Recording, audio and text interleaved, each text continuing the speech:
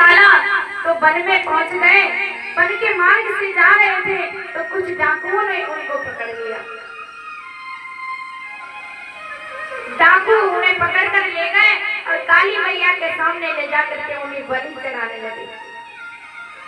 जब बलि चढ़ाने के लिए ले गए तो देखा, पहले उन्हें स्नान ध्यान कराया,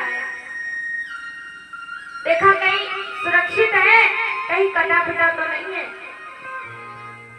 बलि उसकी चढ़ाई जाती है जो संपूर्ण हो। जड़ भरत की थोड़ी सी उंगली कटी हुई थी तो माँ की कृपा से उनको छोड़ दिया। वहां से तो बच गए, लेकिन मार्ग में जब जा रहे थे तो एक राजा है जिनका नाम है रहुगढ़। राजा रहुगढ़ की पालकी जा रही थी तो उस पालकी में जो कहार थे उन 4 कहारों में एक कहार बीमार पड़ गया। राजा ने अन्य कहारों से कहा, जाओ कोई मार्ग में मिल जाए उसे पकड़ कर लाओ पालकी चलाने के लिए। तो जड़ भरत सामने पड़ गए, जड़ भरत को पकड़ कर लाए। अब जड़ भरत पालकी को बेचारे चला तो रहे हैं, लेकिन अगर पैर के नीचे चींटी भी आ जाए तो कूद जाए, ऊपर कूदे, कहीं मेरे पैर के नीचे धोखे से चींटी न दब जाए, अनर्थ हो जाएगा। जैसे ही जड़ भरत ऊपर छलांग लगाए तो राजा का जो सर था ना वो पालकी में ऊपर टकरा जाए। राजा के चोट लगे। राजा ने कहा, ठहरो, कौन है ये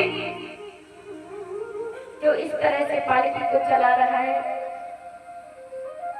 सभी कहारों ने पालकी को रोका और कहा, महाराज क्षमा करना, हम में से कोई नहीं, ये जो नया वाला है ना यही ऊपर छलांग लगा रहा है, मैं क्या करूं?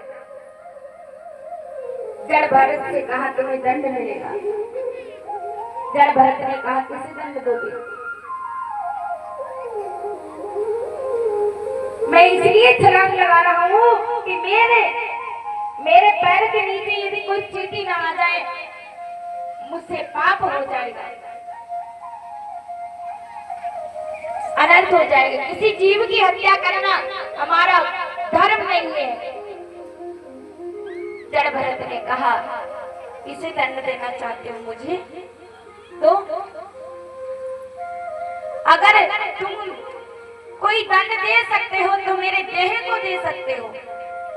आत्मा तो अमर है, आत्मा न मरती है न जीती है। क्या लगता है कि तुम मुझे मारोगे? तुम मरेगा तो शरीर, देह मरेगा, आत्मा कभी नहीं मरती। जड़ भरत ने राजा रहुगढ़ को उपदेश दिया।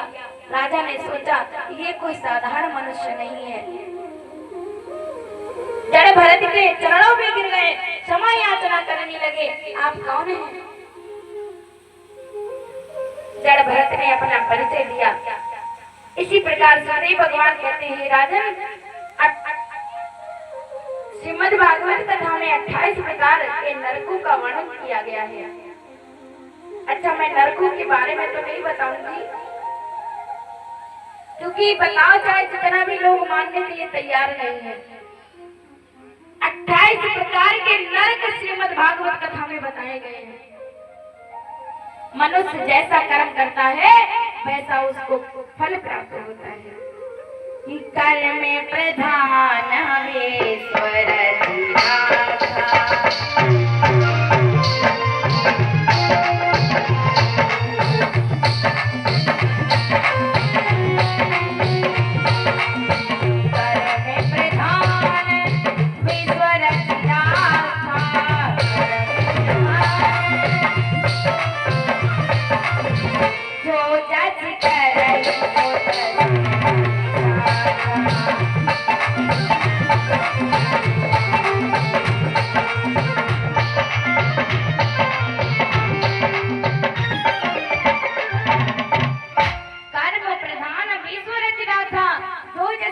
से कस फल चाका, मनुष्य जैसा कर्म करता है उसको वैसा ही भोग भोगना पड़ता है।